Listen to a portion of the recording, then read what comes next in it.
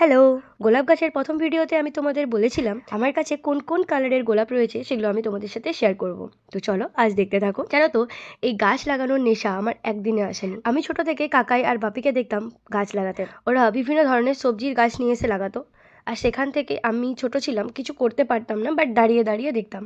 But এই গাছ লাগানোর নেশাটা আমার পাগলামিতে পরিণত হয় কোভিডের টাইমে। তখন স্কুল কলেজ সব বন্ধ ছিল আর আমি সেই সময় বাগান থেকে বিভিন্ন ধরনের ফুল গাছের ডাল কেটে নিয়ে এসে গ্রো করতাম।